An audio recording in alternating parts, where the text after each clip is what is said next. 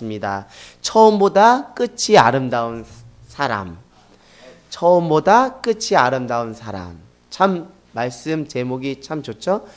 처음보다 끝이 아름다운 사람, 처음보다 끝이 아름다운 인생.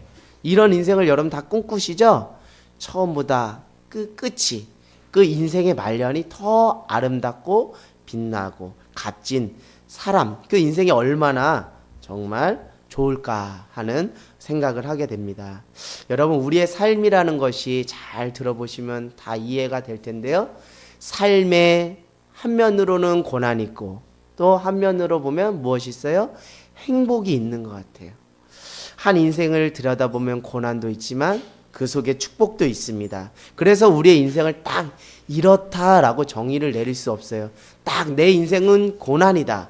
내 인생은 축복이다. 이렇게 딱 양자택일하면서 우리의 인생을 논할 수가 없어요. 그만큼 우리의 인생은 어떤 수많은 상황들이 공존하며 살아가기 마련입니다. 근데 여러분, 오늘 말씀은 부자와 거지 나사로의 이야기인데, 오늘 말씀 생전에 하나님 앞에 갔을 때가 아니라 생전에 그 삶이 극명하게 대조적으로 대립적으로 나타나는 거예요. 부자는 어떻게 살아가고 있습니까?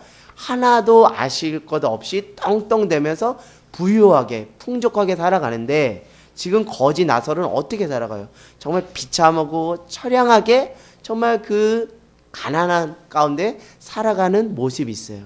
제가 서두에도 말씀드렸듯이 정말 우리 삶에 또 풍요가 있으면 또 가난이 있고 또 고난이 있으면 또 축복이 있고 뭔가 여러 가지 요소들이 같이 공존하는데, 오늘 이야기의 특징은 특별히 부자는 영원히 끝까지 처음부터 끝까지 부자고, 가난한 사람은 처음부터 끝까지 가난한 사람으로 현세의 삶이 묘사되고 있다는 것이죠. 자, 그걸 보면서 실제 우리의 삶은 그렇지가 않은데, 오늘 예수님은 부자와 거지 나사로의 이야기를 통해서 의도적으로 이렇게 극명하게 그렇게 고난과 또 반대쪽에 축복의 이야기를 하시는 것을 우리가 보게 됩니다. 정말 이 땅에서 거지가 정말 처음엔 거지로 살다가 나중에 부자가 돼서 해피엔딩으로 끝나면 참 좋은데, 현세의 삶, 이 땅에서 삶에서는 거지는 처음부터 끝까지 무엇이었어요? 거지로 비참하게 살았습니다. 그렇게 묘사하고 있어요. 그런데 우리가 실제로 우리의 삶을 들여다보면 부자라고 해서 마냥 행복한 건 아니잖아요. 부자도 나름의 고민이 있고 걱정을 가지고 살아가고, 또 정말 비록 가난한 거지일지라도 매일 불행하게 사는 것이 아니거든요. 일상의 소소한 작은 것에 감사하고 만족하고 기뻐하는 삶을 또 살아갈 수 있는 거예요. 그럼에도 불구하고 오늘 예수님은 부자와 거지 이야기를 통해 부자는 처음부터 떵떵거리며 아실 것이 없이 부자로 살아가고, 거지는 처음부터 끝까지 정말 찌질하게 궁상맞게 처량하게 처음부터 끝까지 현세의 삶이 비참한 그 고난의 삶을 살았다는 것이죠.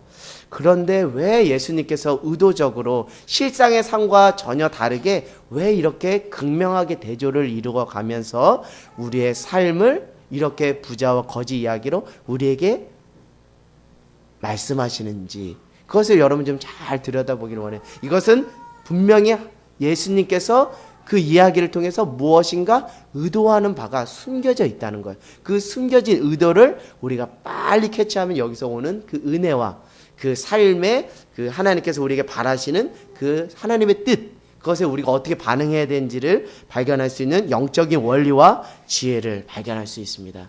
자, 왜 이렇게 예수님은 반반으로 아주 극명하게 이렇게 대조적인 이야기를 통해서 우리가 도대체 무엇을 말씀하시려고 이렇게 하시는 걸까요? 자, 여러분, 베드로전서 4장 17절로 빨리 한번 가보겠습니다. 베드로전서 4장 17절. 자, 우리의 삶에 어떤 것을 도전하기 위해서 하나님께서 말씀하시는지 우리 함께 베드로 전서 4장 17절 말씀으로 한번 빨리 가보도록 하겠습니다. 자, 찾았으면 같이 봉독하겠습니다. 시작. 하나님의 집에서 심판을 시작할 때가 되었 만일 우리에게 먼저 하면 하나님의 복음을 순종하지 아니하는 자들의 어떠하며 그 마지막은 어떠하며. 할렐루야. 베드로 4장 17절에 이런 겁니다. 하나님의 집에서 무엇이 먼저 일어난다고요? 심판이 먼저 일어난다. 다시 말씀드리면 믿는 자에게 먼저 심판이 임한다는 거예요. 왜 이렇게 믿는 자에게 먼저 심판을 허락하시냐면 그 믿는 자의 그 심판을 통해 하나님께 순종하지 않는, 하나님을 믿지 않는 사람들의 마지막 그 심판의 때의 모습이 어떠한지를 본보기로, 샘플로 보여주기 위해서 이렇게 먼저 믿은 자들을 심판하신다라고 말씀하고 있습니다. 여기 마지막 때를 여러분 동그라미를 쳐주세요. 마지막 때를 동그라미를 쳐주십시오. 자, 오늘 제가 이렇게 말씀드린 건 뭐냐면, 이렇게 예수님께서 부자와 거지 나사로의 이야기를 극단적이고 대조적으로 인생의 모습을 묘사하면서 우리에게 그 던져주는 이유는 무엇이냐면, 그 우리의 인생의 마지막 때는 하나님 앞에 섰을 때 우리의 모습이 어떠한지 미리 무엇으로요?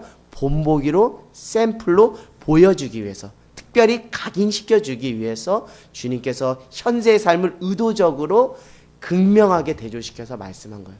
다시 말씀드리면, 우리가 하나님 앞에 섰을 때 우리의 삶이, 평가가, 고난과 행복이 여러 가지가 공존하여 믹스되어 있나요? 아닙니다.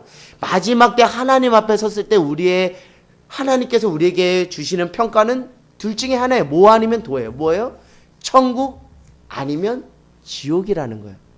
그 마지막 때를 각인시켜 주시기 위해서 현세의 삶을 의도적으로 극명하게 부자와 나사로의 이야기를 통해서 그렇게 대조적으로 이야기를 하시는 것이죠. 이 땅의 삶은 불행과 행복이 공존합니다.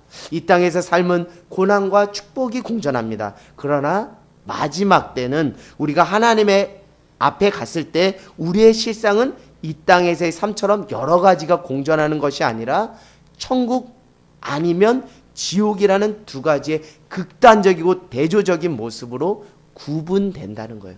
근데 여기에서만 이것만 깨달으면 안 된다는 거예요. 더 중요한 것은 우리가 이 땅에 살아갈 때 내가 하나님 앞에, 마지막 때에 하나님 앞에 섰을 때 나의 모습은 과연 천국인지 아니면 지옥인지 스스로 지금부터 자신에게 질문을 던지며 이 땅에서 늘 어느 때를 염두하며 살라는 거예요? 마지막 때를 기억하며, 염두하며, 앞당겨 준비하며 살라는 거예요. 그래서 예수님께서 의도적으로 이렇게 부자와 거지 나사로의 이야기를 통해 극명하게 대조적으로 현재의 삶을 묘사하고 있는 거예요.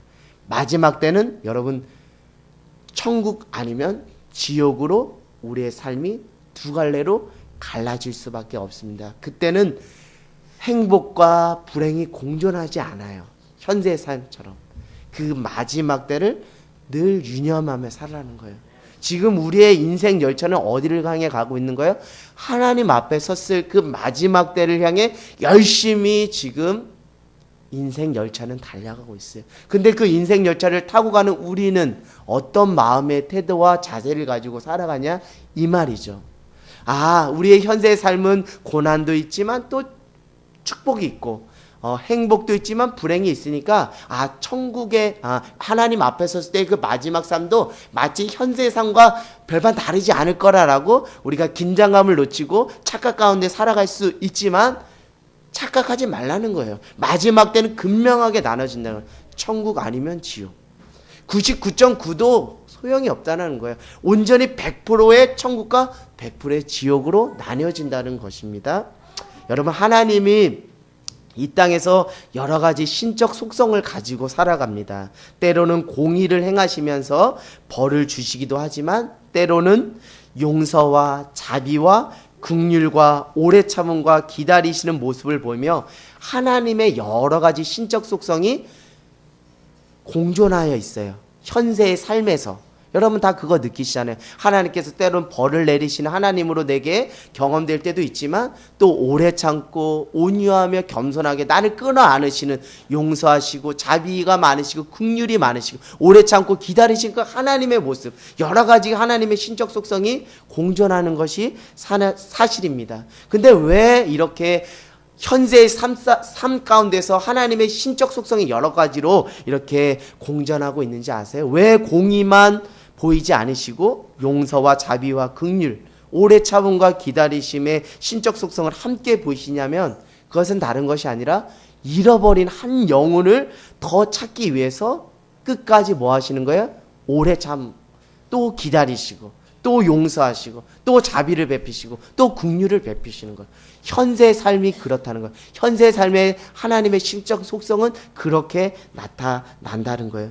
그래서 잃어버린 한 영혼을 찾기 위해서 즉시 벌하시고 쓸어버리는 것이 아니라 집 나간 둘째 아들 탕자를 기다리는 아버지의 마음으로 오늘 하나님은 오래 참고 기다리시는 거예요.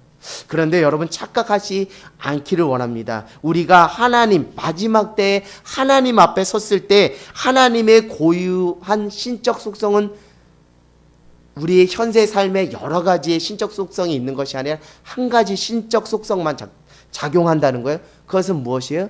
오직 공의로우신 재판장의 신적 속성만 보여주신다는 거예요. 그래서 우리의 이 땅에서 현세의 이 땅의 삶을 정확하게 보시고 공의로우신 재판장 되신 하나님께서 천국과 지옥을 나누어 심판하신다는 거예요. 그 마지막 때의 신적 속성은 공의라는 거. 그 공의는 변함이 없고 정확하게 천국과 지옥으로 나눈다는 거예요. 그래서 결국 이 땅에서 살면서 하나님의 은혜와 자비와 용서와 긍휼을 구하지만 분명히 마지막 때 공의로 심판하신다는 그 하나님의 신적 속성을 늘 기억하며 하나님을 두려워 떨며 경외하는 저와 여러분이 되기를 원합니다. 근데 그거를 마지막 때 하라는 거예요? 지혜 있는 자는 지금 하라는 거예요. 아, 마지막 때 하나님의 신적 속성은 공이니까 그때 나의 삶을 천국과 지옥으로 정확하게 구분지시고 심판하시고 재판장이 되어주시니까 내가 지금 하나님의 용서와 자비와 긍휼 그것에 너무 자아도취되어 정말 하나님의 그 한쪽으로만 그 신적 속성에 자아도취돼서 아, 하나님은 여전히 나를 용서하시고 여전히 나를 기다리실 거야. 그건 여전히 우리의 착각입니다. 마지막 때 여러분 하나님 앞에 온전히 서지 않은 자들은 천국이 아닌 지옥으로 떨어질 수밖에 없어요. 그것이 마지막 때에 하나님께서 최종적으로 우리에게 행하시는 하나님의 공의의 신적 속성이라는 것이죠. 여러분 2018년도 새해가 되면 우리의 인생 목표를 세우게 됩니다. 나름의 인생 계획을 세우게 됩니다. 좀 이렇게 우리가 한번 예를 들어서 여러분에게 말씀드릴까 해요. 고등학교를 진학하는 친구들은 고등학교 성적을 끌어올리려고 계획을 세울 것이고요. 어떤 대회에 나가면 또 그곳에 입상하는 것을 계획으로 세우고 또 자격증을 취득하기, 뭐 대학 입학하기, 취업하기, 결혼하기, 내 집 장만하기. 보통 우리 인생 계획은 이렇습니다. 내 1년 후의 나의 모습, 나의 3년 후의 나의 모습, 나의 5년 후의 나의 모습, 나의 10년 후의 나의 모습. 그것을 인생 계획으로 세우고 살아가는 것이죠. 보통 현재 시점에서 미래 시점으로 우리의 인생 플랜을, 인생 계획을 세웁니다. 나의 1년 후, 나의 3년 후, 나의 5년 후, 나의 10년 후. 근데 여러분, 만약 여러분이 이렇게 인생의 플랜을 세워간다면 오늘 다시 대대적인 수정을 하시길 원해요. 이런 인생의 목표를 세우지 않기를 주님의 이름으로 강력하게 권면합니다. 오늘 왜 제가 이렇게 여러분에게 힘있게 말씀드리냐면 믿는 그리스도의 인생관은 이게 아니라는 거예요. 현재 시점에서 미래 시점으로 나의 1년, 3년, 5년, 10년의 인생 플랜을 짜는 그런 인생관이 아니라는 거예요. 믿는 그리스도는 항상 무엇의 때를 생각하는 거라고요? 마지막 때를 생각하면 마지막 때를 지금 here and now 지금 시점에서 앞당겨서 준비하는 거예요. 그러니까 지금 1년 후의 인생 플랜이 나의 1순위의 인생 플랜이 아니라 나의 정말 궁극적인 인생의 플랜은 마지막 때에 내가 하나님 앞에 거룩한 신부로 온전한 믿음의 사람으로 서느냐가 가장 내 인생에 정말 하나님께서 원하시는 궁극적인 인생의 플랜 계획이라는 거예요. 그것을 여러분 아시겠죠? 그러니까 여러분 우리의 인생관, 우리 인생의 플랜이 바뀌어져야 됩니다. 내가 마지막 때 하나님 앞에 섰을 때 내가 과연 어떤 모습으로 서야 하는지 스스로 질문을 던지며 내가 마지막 때 하나님 앞에서 거룩한 신부로 내가 하나님 앞에 마지막 때에 섰을 때 온전한 믿음의 사람으로 세워져야겠다는 신앙의 목표를 가지고 지금 이 시점에서 우리가 몸부림치면서 그 분명한 신앙의 목표를 가지고 있어야 그런 사람이 진짜 믿는 그리스도인 아니는 거예요. 그냥 당장 코앞에 1년 후, 3년 후, 5년 후, 10년 의 인생 계획을 그냥 그렇게 그 정도만 생각하는 인생 계획이 아니라 정말 먼 미래를 바라보면서 내가 하나님 앞에 섰을 때 마지막 때 내가 어떤 모습을 쓰기를 원하시는지 그것에 대해서 정말 진지하게 신앙적 고민을 해보시고 거기서 오는 신앙의 목표를 세워보세요.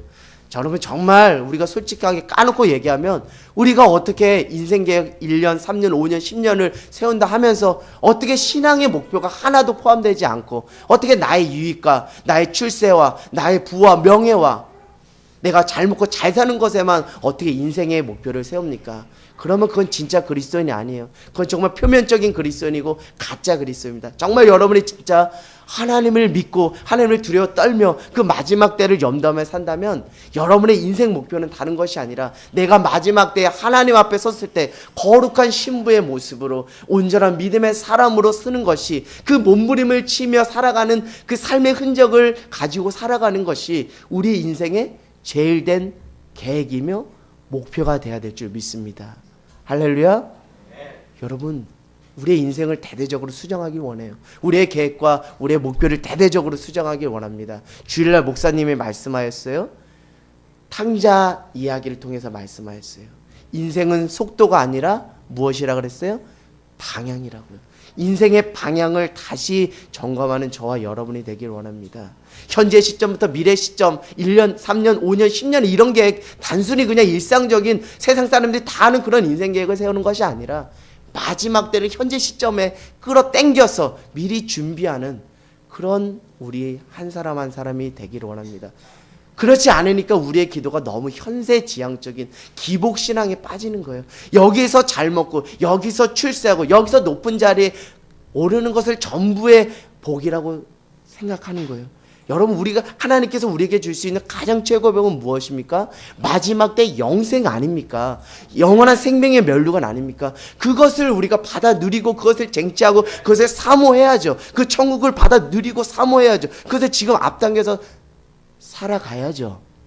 그래서 하늘 땅 교회가 땅에서도 살지만 하나님 나라를 품고 사는 하늘 땅 교회가 된 거예요. 할렐루야. 하늘 땅 교회가 그냥 하늘 땅 교회가 된 것이 아니에요. 이 땅에 살지만 그 마지막 하나님의 나라 그 천국 마지막 때를 미리 앞당겨서 준비하자고 기도하면서 하늘 땅 커뮤니티 공동체가 세워진 거예요. 여러분 무슨 말씀인지 잘 아시겠죠? 우리가 여전히 나의 1년 후, 나의 3년 후, 나의 5년 후, 나의 10년의 인생 계획을 세울 줄 알면서 정작 내가 마지막 때 하나님 앞에 거룩한 신부로 온전한 믿음의 사람으로 세워지고 싶다는 간절한 소망이 없다면, 신앙의 목표가 하나도 없다면 우리는 아직도 마지막 때 하나님 앞에 서야 한다는 것을 여전히 가볍게 여기며 살아가는 한 사람에 불과한 것입니다. 그런 사람은 진짜 그리스도인이 아니고 표면적으로만 그리스도인 껍데기 신앙에 불과한 거예요. 여러분 정말 내가 하나님 앞에 마지막 때 하나님 앞에 어떤 모습으로 서야 되는지를 안다면 여러분의 인생 목표는 정말 대대적으로 달라질 것입니다. 단순히 이 땅에서 잘 먹고 잘 살고 출세하는 것에 빠져 있는 것이 아니라 내가 하나님 앞에 거룩한 신부로 또 온전한 믿음의 사람으로 세워져 나가는 것이 우리의 제일된 인생의 목표고 인생의 계획이 될 줄 믿습니다. 여러분의 인생은 목표는 어떻습니까? 신앙적인 목표, 하나님과 약속과 그 하나님과의 그 결단, 같은 것이 여러분의 인생 목표의 1순위에 포함되어 있는지요? 우리 인생의 1순위의 목표, 1순위의 계획은 내가 하나님 앞에 마지막 때의 거룩한 신부로 온전한 믿음의 사람으로 세워지는 것이 우리의 인생의 제일 된 목표고 계획이 돼야 될 줄 믿습니다. 오늘 말씀 제목처럼 처음보다 끝이 아름다운 사람이 되자, 처음보다 끝이 아름다운 인생이 되자 라고 제가 여러분에게 권면을 드리는 거예요. 결국 여러분, 처음보다 끝이 아름다운 사람은 어떤 사람이 처음보다 끝이 아름다운 사람입니까? 늘 마지막 때, 하나님 앞에 섰을 그 마지막 때를 염두하며 살아가는 사람이 처음보다 끝이 아름답고 빛나는 사람이요 인생이 될 줄 믿습니다. 여러분, 지금 여러분 살아가면서 눈앞에 코앞의 일들만 생각하기 쉽습니다. 저도 인간인지라 그렇게 살아가기가 쉬워요. 그럼에도 불구하고 여러분에게 권면하고 여러분에게 당부하고 또 저 자신이 하나님 앞에 결단하고 약속하기는 늘 내 마음 안에, 내 중심 안에 하나님 앞에 섰을 그 마지막 때를 늘 놓지 않고 살아가는 내가 돼야지. 여러분 모두가 되는 귀한 은혜가 있기를 원합니다. 결국 처음보다 끝이 아름다운 사람이 되기 위해서는 늘 이 땅에서 마지막 때 하나님 앞에 섰을 그날을 기억하며 지금 여기에서부터 그 마지막 때를 준비하는 사람이 정말 처음보다 마지막이 아름다운 사람이 될 줄 믿습니다. 여기 오늘 거지의 이름이 나오죠? 거지가 이름이 뭐예요? 나사로. 나사로는 성경에 두 사람이 등장하죠? 마리아와 마르다의 오라버니 나사로. 또 여기 거지 나사로.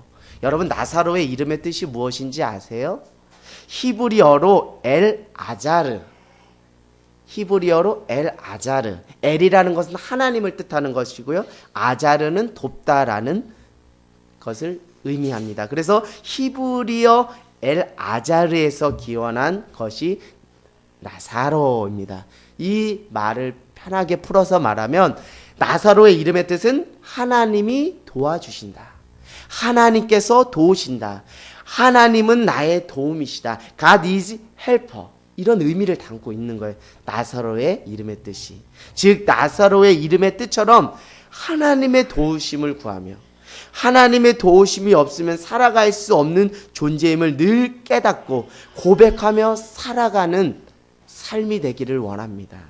상대적으로 부자는 어떤 인생을 살았냐면 하나님의 도움을 받지 않거나 그 필요를 여기지 않고 살았던 사람입니다.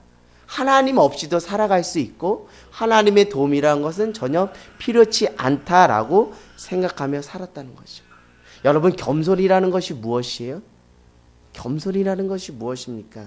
우리가 부하든지 또 우리가 궁핍하든지 우리가 어떤 상황에서든지 모든 범사에 나사로의 이름의 뜻처럼 하나님께서 나의 인생을 도와주신다. 하나님은 나의 도움이십니다. 하나님의 도우심이 없으면 나는 한시도 살아갈 수 없는 연약한 자이다. 하나님이 나를 책임져 주신다. 나를 도와주신다는 그 신앙적 깨달음과 입술의 고백을 하는 바로 그 겸손한 사람이 바로 그 나사로의 이름의 뜻을 내포하고 있다는 것이죠. 이렇게 겸손함을 소유한 자의 대표적인 인물은 창세기에 나오는 요셉입니다. 그는 늘 겸손하게 하나님의 도우심을 구하며 하나님과 동행함으로 하나님의 형통의 복을 받았고 애굽 총리가 되어서 그 가난과 기근에 죽어가는 가족과 이스라엘 민족을 구원하는 도구가 되었습니다. 정말 요셉을 보면 처음보다 끝이 아름다운 인물 중에 대표적인 사람이 바로 요셉이라는 것이죠. 여러분, 사랑하는 여러분, 삶이 처음보다 끝이 아름답기를 여러분이 정말 간절히 소망한다면 나사로의 이름의 뜻처럼 늘 어떻게 하기를 원해요? 겸손하게 하나님의 도움을 구하는 귀한 인생이 되기를 원합니다. 여러분, 함께 고백합시다. 첫째도 겸손. 함께 고백합시다. 첫째도 겸손. 둘째도 겸손. 셋째도 겸손. 네. 첫째도 겸손, 둘째도 겸손, 셋째도 겸손. 정말 늘 하나님의 도우심이 없이는 내가 한시도 살아갈 수 없다라고 고백하는 그 겸손한 그 한 사람이 처음보다 끝이 아름다운 사람이요, 처음보다 끝이 아름다운 인생으로 하나님 앞에 빛나는 인생이 될 줄 믿습니다. 그러기 위해서는 첫째도 겸손이고요, 둘째도 겸손이고요, 셋째도 겸손입니다. 겸손이라는 것이 그냥 저는 못해요 하고 주저주저하고 뒤로 빼는 그런 것이 아니라 여러분의 인생 가운데 매 순간순간마다 여러분이 이런 고백을 하는 거예요. 나는 하나님의 도우심이 없이는 나는 살아갈 수 없어요. 하나님은 나의 도움이 되셔요. 하나님은 나의 도움이 되셔요. 나의 산성이 되셔요. God is my helper. 하나님은 나의 도움이 되세요 라는 그 신앙적 고백이 우리의 심령 안에 매일 일어나는 그런 사람이 어떤 사람이라고요? 겸손한 사람. 그런 겸손한 사람은 처음보다 끝이 아름다운 인생으로 하나님 앞에 또 사람들 앞에 기억되는 귀한 은혜가 있을 줄 믿습니다. 여러분, 말씀을 마치겠습니다. 늘 내가 마지막 때에 하나님 앞에 어떤 모습으로 서야 할지 마지막 때를 기억하며 지금 이 자리에서부터 거룩한 신부로 또 온전한 믿음의 사람으로 세워져 가기를 몸부림치는 사람은 하나님이 이런 복을 주시는 거예요. 처음보다 끝이 아름다운 사람으로, 처음보다 끝이 아름다운 인생으로 사람과 또 하나님 앞에 기억되는 귀한 은혜가 있을 줄 믿습니다. 두 번째로, 늘 나사로의 이름의 뜻처럼 늘 모든 상황 속에서 하나님의 도우심을 구하는 겸손한 사람은 처음보다 끝이 더 아름다운 그 사람으로 또 인생으로 많은 사람들에게 또 하나님 앞에 기억되는 놀라운 은혜가 있을 줄 믿습니다. 여러분의 인생이 어떻게 사람들에게 또 하나님 앞에 기억되기를 원합니까? 저는 부디 원하고 바라기는 처음보다 저 사람의 처음보다 저 사람의 끝이 정말 아름다웠다라는 그 사람들의 고백과 하나님의 평가를 받는 저와 여러분 모두가 되기를 주님의 이름으로 간절히 소망합니다.